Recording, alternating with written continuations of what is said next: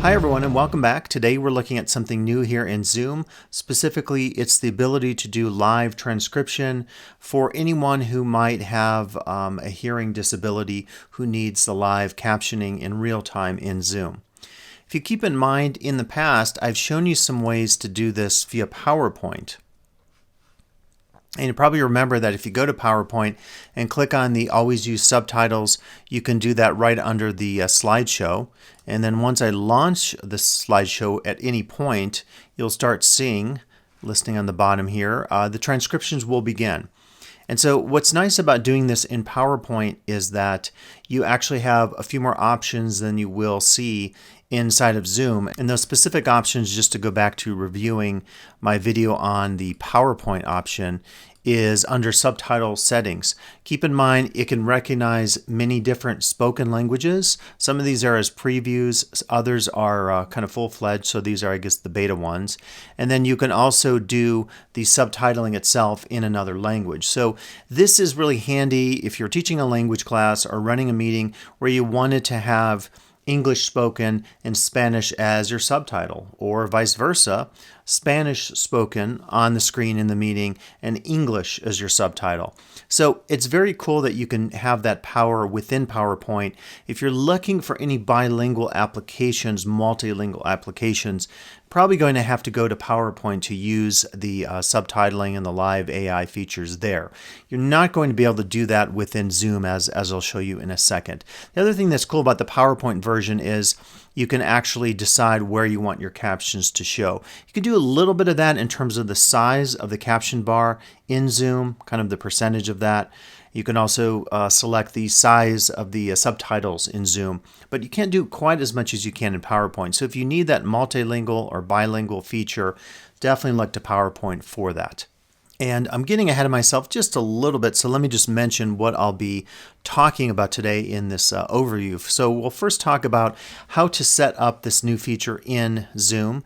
And again, a live transcription feature means, just like we're seeing in my PowerPoint subtitles, any student who's participating in your class, any community member joining one of your meetings will be able to see these captions. They're fairly accurate from what I've seen in real time. We'll also get into, in the second part of the video, about how to manipulate and edit a VTT file, which is a text file that, in a sense, goes along with your video that allows anyone watching it in an asynchronous format, not in real time live as we're doing in Zoom now. It will allow them to view those subtitles or closed captions as well. So after we get into some setup and how to get this going in your Zoom, we'll talk about some audio issues, just some things to keep in mind.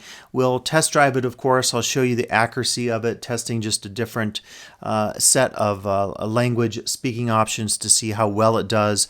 We'll also discuss the in-meeting options. So as a host in your meeting, you have some options manipulating or working with the subtitles, the transcript. We'll look at that. And then the last part of the video will focus on anything you might want to do in post-production. And there's a slew of options there. Again, PowerPoint is definitely one option you can take advantage of.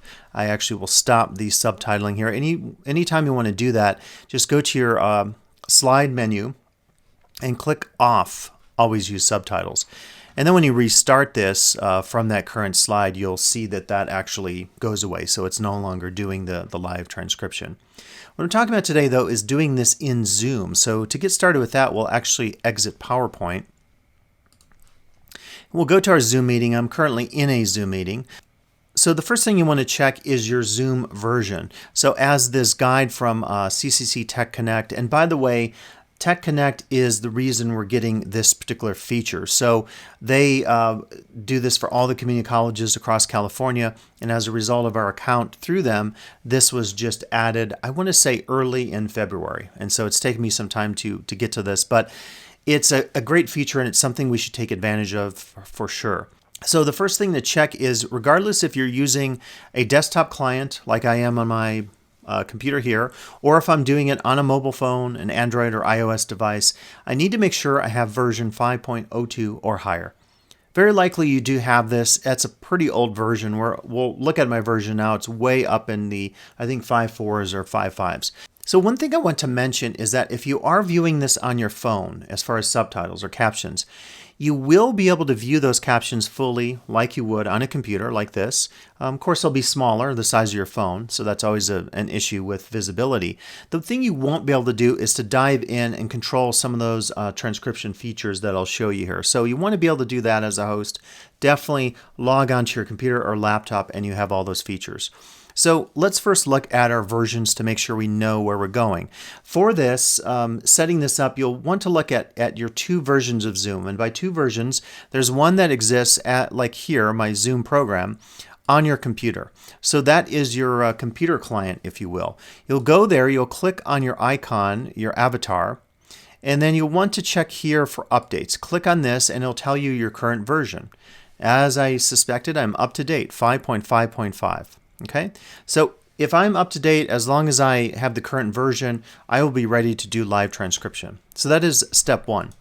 Step two is we must make sure that we have transcription enabled. And I'm actually going to show you in two places, and we'll get to this a little bit later. So let's go to our web client of Zoom. This is the version of Zoom that you have when you go to zoom.us and you log on. So you just typically click on that home Zoom icon, click on your account, and then we're going to click on the left tab there under Settings.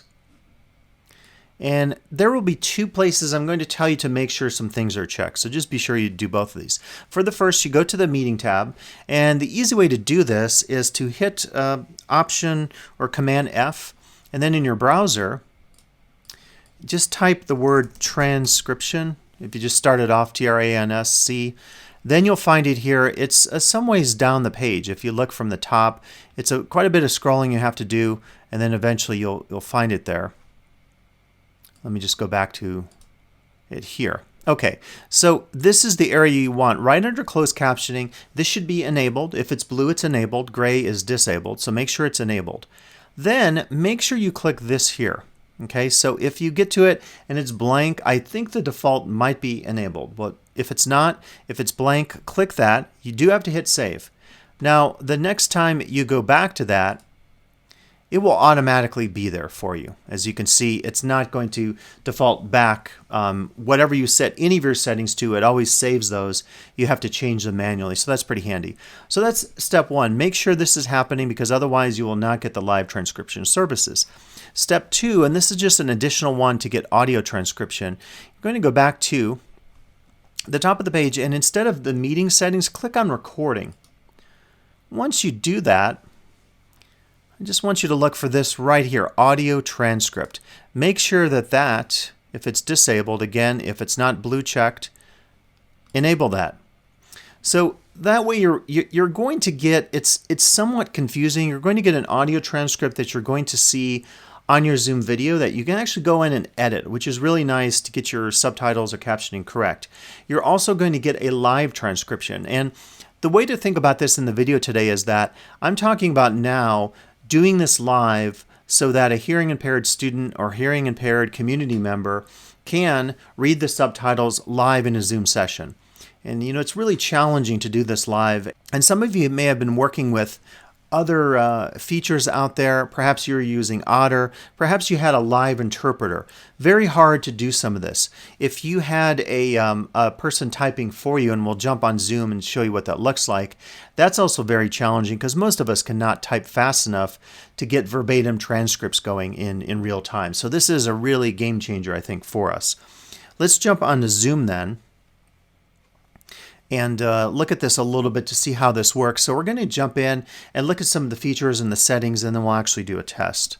So I'm actually in a live Zoom meeting, and I'm doing a screen share, so you're seeing this screen view of my PowerPoint. What I want to do, I stopped my screen share for a second, and let me just start that again. Just want to make sure that this is going to click. This is going to work during the screen share. And it looks like, interestingly enough, it's not giving me that option for closed captions, so I'm going to stop the share. Again, I'm kind of product testing this. I've actually been working on this for the better part of half a day, messing with it and trying to understand it so that I can pass on some of the knowledge to you, of course. So look at the bottom here. You see live transcript. So it appears to me you don't want to have your screen share enabled. So what I would recommend is you start your meeting, click on the live transcript button here. Again, in the old days, we would click this and someone would actually type in and try to keep up in real time. It's pretty hard to do, as we said. Also, you might have used a third-party service like Otter AI. And by the way, part of Otter AI is incorporated not through the CCC Tech Connect, but through, I think, just Zoom itself. So there is a service that you're going to see also in the audio transcription. This is what we want, though, for live. Again, live, we're not talking about the asynchronous. We'll get to that later. This is synchronous. I want any hearing impaired students or community members attending a meeting or a class to be able to read the captions as my meeting is occurring. So this is what I do. I click Enable Auto Transcription, and all of a sudden it's happening. Now let's go to a screen share. Again, I want to make sure that this is going to work. So we'll do my desktop screen share. Okay, and yeah, indeed it's working. So you see that at the bottom there. And that is actually pretty slick. So the cool thing about this is you're seeing that I'm doing a screen capture here with another QuickTime player recording the screen. So this is slick because you can actually move this wherever you want. I'll show you a little bit later how you can change the sizing and the options on this as well, and that's pretty handy. So you can make the text bigger, and you can also adjust the sizing of it appearing on the bottom, and I'll show you some of that later. So what we're doing now is we're just speaking out loud in real time using artificial intelligence. The algorithm is translating my spoken word to written word, and I don't know about you, but I'm always amazed that it can do this in real time. It's just super hard. You think about the technology. We're going to look at here some big words as well, and some words that include acronyms, proper names, place names, because those sometimes get tricky. Like if I'm doing it on my iPhone, which is recording the video over here, sometimes if I use the word context versus content versus contact, it actually did get it correct here. So that's pretty good, because sometimes on my phone I will be dictating like a grade comment or something for my students, and I'll say the word context and instead it writes content. So this is good that it's getting it correct. It will not always do this, but it's pretty nice to see that the accuracy is fairly high. Now, one thing I would have you note here is you could see it's doing a good job getting periods. So it's figuring out when a clause has ended and it's putting a period there. So that's actually really handy because it makes it a little more readable. One of the things you know about with transcription files, say on YouTube, is sometimes you will actually get incorrect grammar and punctuation. You have to go in and adjust some of that and tweak some of that. So we can talk about that later as well as we look at some of the post-production uses of taking our VTT or text files and updating those, whether it's in Canvas Studio, YouTube, or here on Zoom. So really good just to see some of this. You're also getting, look, it correctly got Canvas capitalized. It also got YouTube, and it capitalized the T in YouTube, which is correct. Facebook would be another one. And in this case, it didn't get Facebook capitalized. You can, again, go in and edit this after the fact, and we're going to look at some of that. Now, the other thing is to look at some acronyms. So if I say the word LTCC, you can see it left off one of the C's, and that stands for Lake Tahoe Community College. Also, I said C's, it wrote S-E-A-S out instead of a C.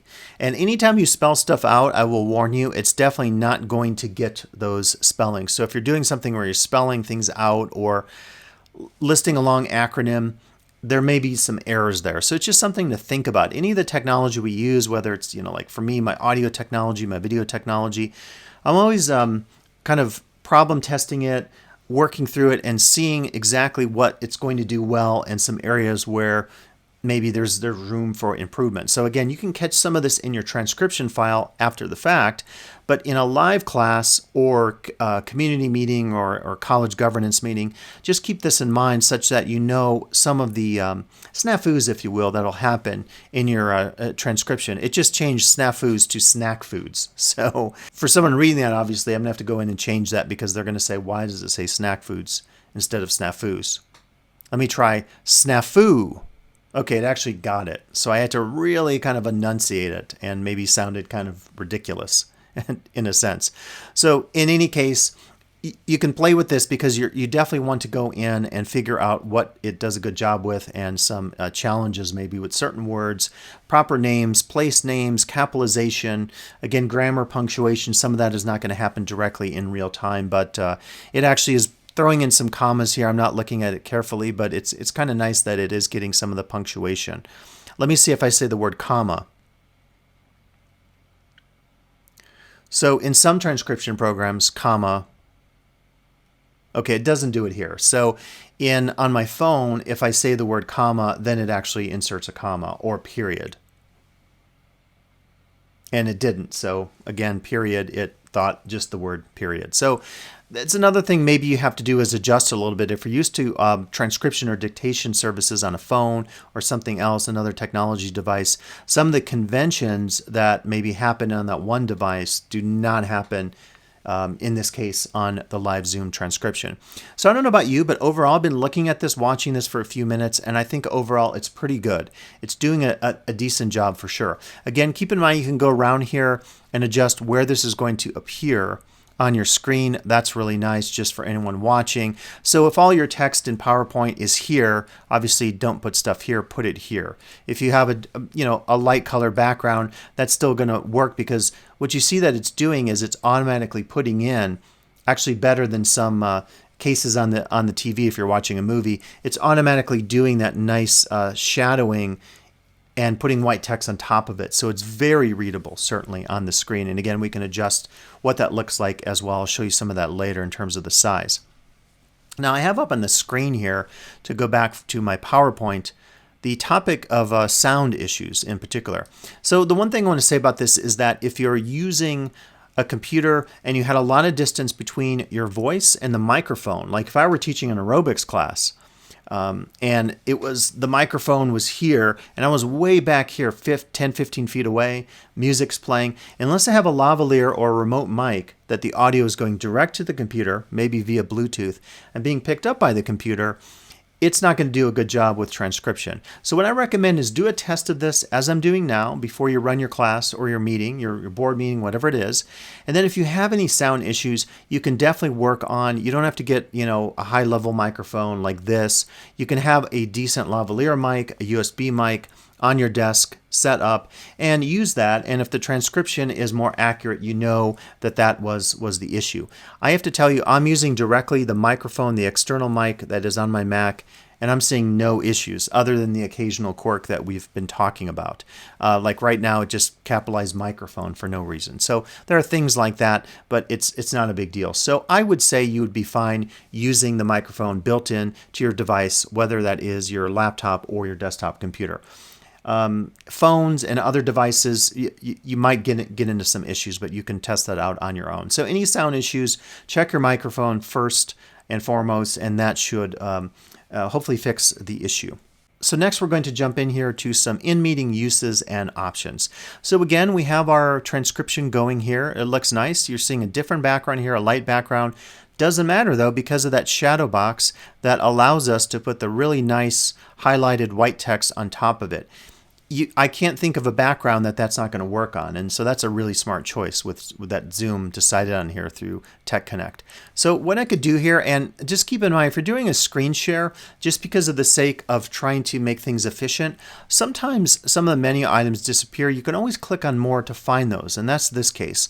As you can see here, I find my live transcript. Then if I want to disable it, it automatically turns it off. So that's your first option. Turn it off in meeting. Disable auto transcription. You can see it stopped doing that. To restart it, I go back to live transcript, enable auto transcription. Takes a second or two, not too bad, and it's going again. So you're all set. So if it's too distracting, if you don't have students or participants who are hearing impaired, you don't have to have it on. It's totally up to you. Even if it's not on, you'll still get an audio transcript in Zoom with your recording. So that's good to know, because I've checked those two options, one under settings and one under recording settings. So just be sure to do that to have the most options with your recordings after your meeting has concluded. Now I'll go back here. If I want to hide the subtitle, it goes away, even though it's doing transcription, and then I can show the subtitle. So it gives me options there. That's really nice. I can also click on the subtitle settings, and this is very handy, because what's going to happen here, I don't know if this will do it in real time. Let's give it a shot. Oh cool, it does. So if I want to make these super duper large, look at that. Same deal. Let's move our we'll get out of our preference bar. So because these are so large, they're a little bit better viewable for our individuals who are hearing impaired. And again, I can adjust this anywhere I want. I can put it on any side of the screen. Let's see if I can. It basically is just in this rectangular format. So again, what I did there was let me go back to that menu setting. Go to Subtitle Settings. I have the very largest. If I want it medium size, I could do that. Move it wherever I like. So that's really nice and easy to use. And so that's just really handy that we can go in and adjust the size of our captioning. So adjust that for your own preferences and for the needs of your participants in your meeting. Now, the other thing that's cool is we can exit out of that setting, go back to our More, and click View Full Transcript. So this is going to be reflected in the file that you download, your VTT file or a text file. And what's nice about this is you're going to be able to go in and edit all of this. So that's where you can go back and correct the grammar and everything else. So this is in real time. We'll just look at this as I'm talking. You can see we're getting the transcript showing here in this transcript window just like we're seeing here. It's the exact same words that are being typed automatically by the AI assistant, if you will, here in Zoom. So that's really nice to have that transcript. We can save the transcript. It'll be saved for us with our files as well. So kind of some different options there depending on what you want to do to save that. So that's pretty much it for the in-meeting use of transcript. There isn't a lot to remember there. For most of us, I think we would go in, we would do the enable under our menu. We might go in and then also adjust the setting of our captioning so we get it to the size we want. I want medium, which is I guess 24-point font. And then all I have to do is during my meeting, I want to just adjust where this lives. If it goes down here, if it goes here, and so forth. And by the way, I want to mention also in this video that if there are very specific things with your class or your meeting that relate to hearing impaired participants or students, please reach out to the DRC. Nothing in this video is replacing the fine work that they do up there with Kellie Greiner and others. And just be sure to reach out to them. If you need a live interpreter, if this doesn't work, then definitely reach out to DRC folks because they are the experts on this. Just wanted to update this for you today because when I heard about this, it's an exciting new feature and it really in some ways is better than using that PowerPoint option, which very recently I was talking to you about.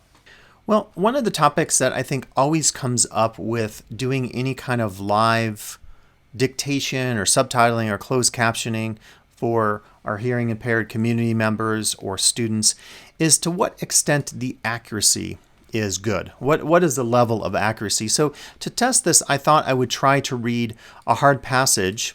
And this is from the work of Judith Butler, and I'm using this actually because it's a challenging sentence to read in English. I'm not using it to make fun of Judith Butler. I really respect her work. But if you read Judith Butler, if you read other post-structuralists like Jacques Derrida, the late Jacques Derrida, sometimes it's really challenging reading this work. Sometimes, in this case, it's not from French. In the case of Derrida, a lot of that translation from French into English, you get into some of those really challenging and very obscure sentences and structure of sentences. So this is a contest they do annually, this particular group, and they try to find the most challenging academic article passage that was written. So I'm going to read this out loud and then we'll compare with the transcript to see does it do a good job with some of these big words. And I'm saying this because earlier you recall I was very concerned about would it get acronyms, would it get proper names, place names, would it do capitalization. In this case I'm concerned about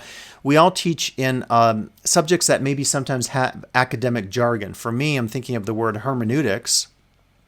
It actually got it. That's good. So there are words that I will use in a class just like all of you. If you're teaching in biology, there might be some word you use and maybe you're worried about is it going to get that accurately. If it doesn't, if a hearing impaired viewer is watching this, they're going to say, well, what is that word you just said? So I'll give you an example here and I think you'll see it's not going to get all of these in a super accurate sense because they're pretty big words. I'll do my best here. This is actually hard to read out loud in English. The move from a structuralist account in which capital is understood to structure social relations in relatively homologous ways to a view of hegemony in which power relations are subject to repetition, convergence, and rearticulation brought the question of temporality into the thinking of structure and marked a shift from a form of Althusserian theory that takes structural totalities as theoretical objects to one in which the insights into the contingent possibility of structure inaugurate a renewed conception of hegemony as bound up with the contingent sites and strategies of the rearticulation of power. Right? That's a really hard sentence to read. It's one of those where I read it and I'm like trying to figure out where the clauses are. And when you read anything, a passage, poetry is a little different in terms of line breaks and so forth. But, there's the whole issue of meter and there's the issue of form, and just really not unlike in music when you're reading something out loud. You think about where to pause. You think about where there might be a comma. The next clause that comes up in the sentence. Really hard to do in a sentence like this. So what we're going to look at is, let me turn off the transcription for now, hide the subtitle. And let me show you the full transcript, and let's just compare here.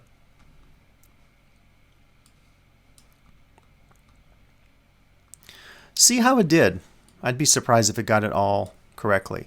Okay, so the move from a structural, so it didn't get structuralist, it changed it to structural this. It changed homologous to homogeneous. It got hegemony right. That's really good. I actually tried this earlier, and I think it had changed hegemony to Gemini, as in astrology. So it actually got it this time. It could have been just the way I articulated it. The Tech Connect information made mention of the fact that sometimes your dialect or your manner of speaking could impact the transcription accuracy. So you kind of just have to play with things a little bit. If you start to discover that certain academic words are maybe not coming out correctly, you could try to articulate them more carefully, speak more slowly or something like that, such that it gets better accuracy. What else did it get or not get?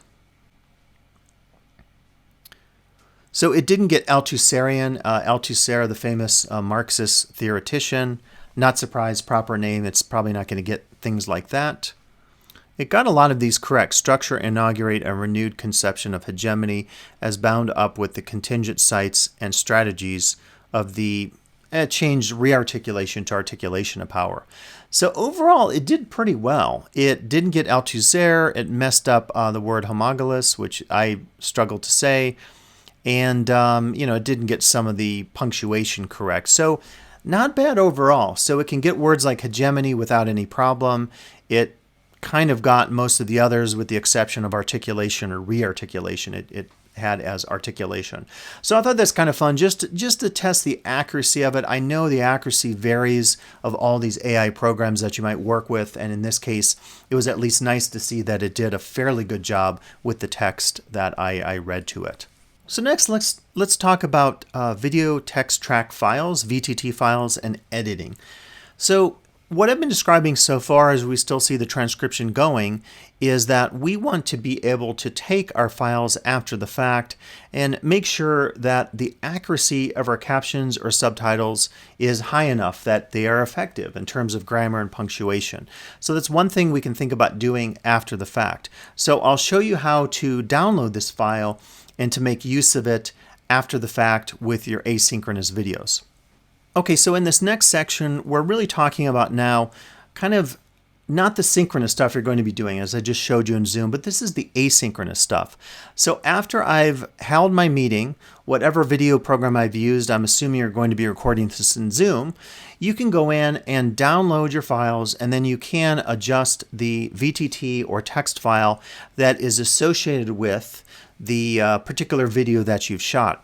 And this really gets into, if you want to look up, you can type VTT file. It gets into really meta tags. And meta tags are a way that you can associate certain things with files and even embed those things in files. An example of that I've discovered recently just with some of my music tracks that I have been playing on a new radio station. I had to really learn this, and so the meta tagging thing was kind of new to me. So what this means is I have a file. This is actually just an audio file. It's a FLAC file, high quality audio file. This particular program, what it does is it allows me to go in and to basically establish things within the file that don't have to be saved as a separate file. So within an audio file, all this information here is contained: the year, the name of the song, and then what's really cool is it allows me to load my cover art. And if you have Sirius XM or anything like that, or even MP3 files, if they're tagged correctly, the reason you can view your cover art when you're playing a song, you wonder how does that happen? It's because there's a meta tag embedded that has the track art included in the file. So it doesn't have to be like a separate graphics file, like a JPEG file that goes along with your track. So that kind of explains what this VTT file is, at least, you know, talking about it from the world of audio. So to go back to our video, and again, just look up what a VTT is if you're curious. One of the things we can do with any of the video services is we can typically go in and edit our transcript that we have for our subtitles. So here's an example from Canvas Studio. And I'm not going to go through the entirety of this on Canvas Studio, YouTube, and so forth, but you can watch some of my other videos, including my video on Canvas Studio. But what's nice about this is if you go into Canvas Studio, you have the option to add captions, and I won't show you that. It's very easy to do though. Just click on the video, and right below it it'll say add captions, and it adds auto-generated captions that you're able to edit here in a second. It takes a few minutes to do this, so be patient when it generates it. And you can also choose different languages in Canvas Studio, unlike what we're talking about in the live real-time captioning or transcription that happens via Zoom. What's nice about this though is if any of these words are incorrect, I can go in and correct these. So I can change the text, whatever I want that to be, and then I think at the very bottom it will ask me, looks like I don't know what just happened there. It says caption update file failed. So I think what happened was it probably logged me out. Let me go back to my Canvas Studio. The reason it takes me a long time to make these videos often is this kind of stuff happens and you don't always see it when it's happening, but believe me, a lot of snafus. Just because I live the world of technology, I am constantly struggling with it. I have hurdles, I have to reboot things, and so forth. So here's that caption button I was telling you about, and this is where you can look at different languages that you could use. What I'm going to do here is I can go in and edit, I can review and publish, and hopefully it shows it this time. Okay, for some reason right now, I don't know if it's regenerating this, but it is not showing me that caption file. This is being really weird. I don't know exactly what's going on with my Canvas. Let me just go back to Studio and see if I can get a shorter file, and if that's the option. But it's saying here, I don't know what it's doing exactly. Let's see, do I have a shorter one? Oh, here's a really short one. This is 1 minute, so let's do that one. It might do it in real time and you'll see what this looks like. So it'll ask me here what language is spoken. I click English, and it says it's generating captions with 85% accuracy. You can see if that's true or not. I hit the request button, and then it says queued. So we'll give it some time and we'll come back to this in a second while it's doing it. So in terms of YouTube captioning, it's another option always with the video. YouTube does its auto captioning. It sometimes misses some commas and so forth. What you can do is you can always go into your video in YouTube and you can click on duplicate and edit. And then this way you're not going to write over your current draft. You see that when YouTube does it, you get no punctuation at all. And so what you can do is you can do pausing while typing. You can enter subtitles faster with keyboard shortcuts. But you can add your punctuation, your capitalization, and then once you do that, you'll hit publish, and that will overwrite the current YouTube version. So unfortunately, when you see this, there is very little punctuation. So YouTube is kind of notorious for not doing a lot of punctuation. So what I recommend to you as you kind of problem solve this is find the video service that works the best for you in terms of creating the subtitles that have the highest accuracies so that they're going to be accurate for hearing impaired individuals who are reading it in real time on your video after you've recorded that video. So definitely look at that as far as accuracy. Now, the other thing you can do is inside of Zoom, you'll see that there is an audio transcript. And what's nice about the audio transcript in Zoom is it chunks it by time. If you play it in real time, you can also view the captions, the subtitles. So if I hit play here, it should do it in real time. I'm having a lot of tech issues tonight. Things are not working, but let me just show you this. So if I can edit this, I can go in, for example, and change this. And then once I change something in my transcript on Zoom and they block it out in time sections, which is really easy for you to follow, just click the blue check mark, and as you see now, the capitalization takes place. I want to mention to you, though, that the closed caption file here sometimes will not match, because when you change this, it's not going to change the closed caption file. So it's a little bit of an issue there just to think about. Let me just go back to my main Zoom page and show you what this will look like. Just as you get all your files and you download them, and then you maybe want to work with your video file. So you'll click on your Recordings tab. Once you click on your Recordings tab, you will choose whatever recording you want. So this is the file I recorded earlier, my office hours. So I can look at my files here from this particular recording. You can see I have the video of the speaker view version of my file. A lot of this depends on your settings. I always have this set up that if I have a screen share, if I have participants, I will get multiple video files. If you want access to multiple video files, definitely go into your settings and set that up in your recordings preferences. The audio transcript, this has been doing it actually for about an hour, which is strange. It's a very short recording, so that's just been spinning for a while. The closed caption files here, I can click download.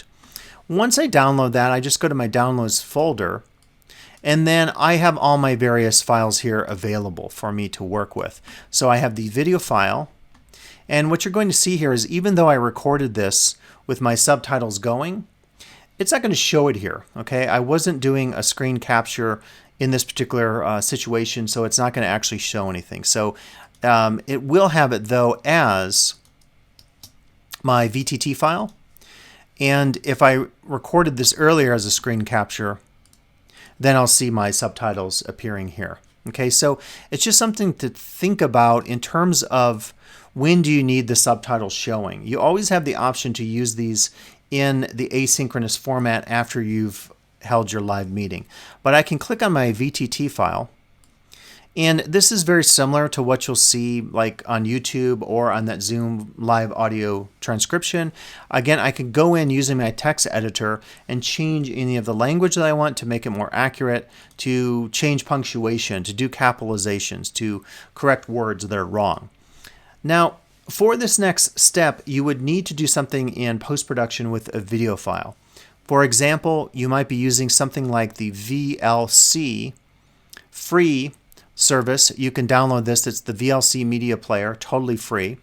What you can do is you can load in your video file into the player. And as you're seeing as I'm playing it, it's still not getting any captions. So what I have to do for that, I could stop my video, pause it, and then I would go to the subtitles window, and I would click on Add Subtitles File, and then I'm going to pull in my VTT file that is from that session. And then once I have that upload, we're not going to go through it now, but it'll then have your subtitles playing along. You have to make sure that the sync is working and they're happening at the same time. So I want to say, for all practical purposes, if you're not doing anything with your video in post-production, it probably doesn't make a lot of sense to worry about this step. It's really more an advanced step, and maybe we'll just say that we'll save that for later, and if you have any concerns, we can do a session, a Tuesday talk, or I can work with you one-on-one.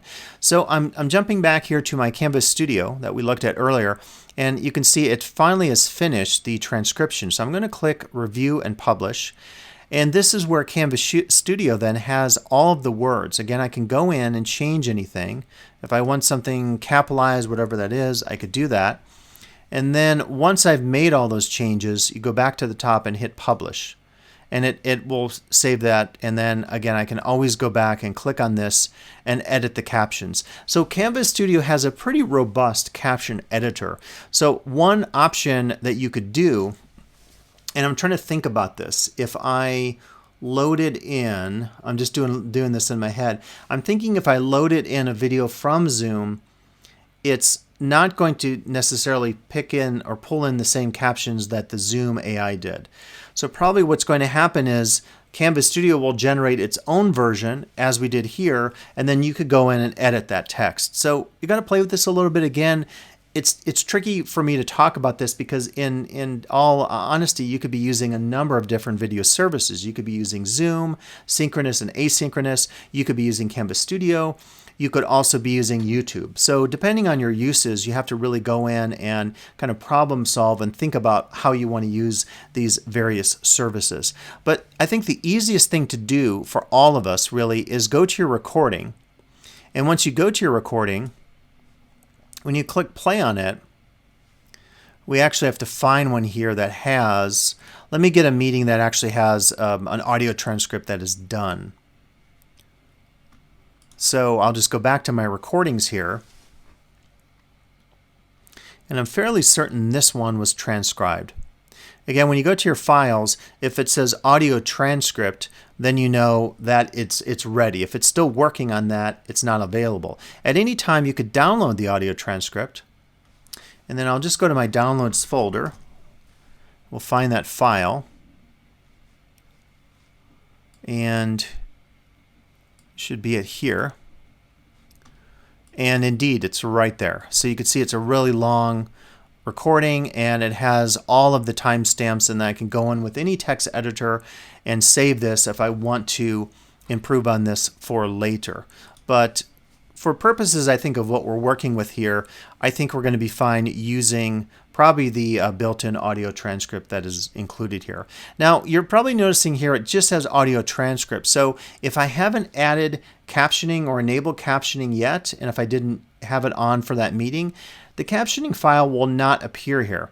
So the captioning file appears only if you've gone through the steps I talked about today, enabling that in your various settings in those two areas.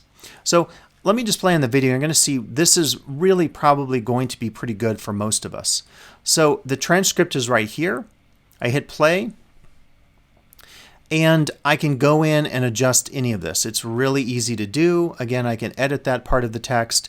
And then once I've done that, I could save that. That transcription then will be saved for your students. So all you have to do for your students is click the share, and then make sure when you do that, you have this enabled. If it's gray, that would be a problem. So viewers can see transcript. You definitely want that on there. And then once you share it, all your students can follow along with the transcript. If they're hearing impaired students, they have the ability to read those in real time as the video is playing along. Now, let's look at one other thing under recordings.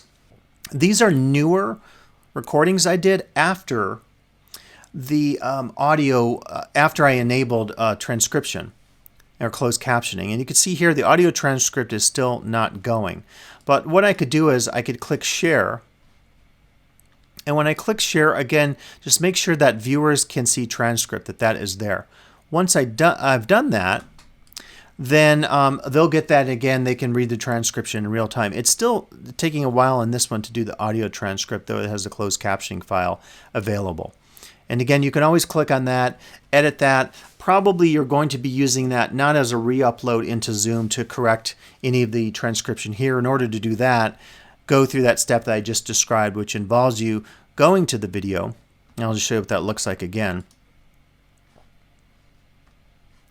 Hitting that video file, and as it's playing, you will actually get the live transcription here that you can edit. So that's how you do accuracy if you're doing a video correction, if you will, after you've already recorded it in your live setting. So that's how you would adjust that. And you're seeing them right here. Okay, so one of the things you're seeing is that it's not giving the option in the post, after the fact setting to actually change the position of this. So depending on what you're recording, you could cover up your face or cover up some of your text. So it's just, I think, one of the hurdles, if you will, of having not an ability in post-production to correct some of this. Again, you can do this with some high-level video production stuff. I don't know if that's practical to learn that stuff, but if you're at all interested in that, we could talk offline. I'd be happy to help you out with some of those additional features. But I think the best thing to do is to go to your video file, share that with your students, and encourage them to read along with the audio transcript once that is transcribed. If you want to do anything else in post-production using your VTT files, editing things, we could talk offline because that does involve a little bit more technical knowledge. So at any point, if you want tutorials and more information related to live transcription for meetings, I will share these links with you. These are directly from Tech Connect, and I'm also going to give you one link from Zoom, and these will all be found under the video here on YouTube in the comment section. I think it's just really handy to read these because they have all the information. Repeats really a lot of what I said in this video today, but they have all the information related to how to use this in your Zoom meetings. So as usual, if questions come up, please reach out. I'm really happy to talk to you about using Zoom, live transcription features, anything that comes up with teaching and learning. Always happy to talk technology with you. As you might guess from my backdrop here, it's kind of my life, technology, whether audio or video. So I feel like I'm someone who spends a lot of time testing this out and hopefully passing on some of that knowledge to you so you can learn from it and use it as seamlessly as possible in your class. So I hope you enjoyed learning about Zoom transcription features today. As usual, if there's anything that comes up with teaching and learning, you can go to www.ltccteachingandlearning.com. I'm looking at the transcription of that. It didn't do a great job with that, but again, anything spelled out seems to be a bit of a hurdle here for the AI in Zoom. But it's great that this feature does exist. Go to the Teaching and Learning website, discover some more features on your own, whether that relates to Zoom, interactive teaching, aspects of distance education, ISP, whatever that happens to be. So thanks for listening. I'll be back in the future with another video on another teaching and learning topic.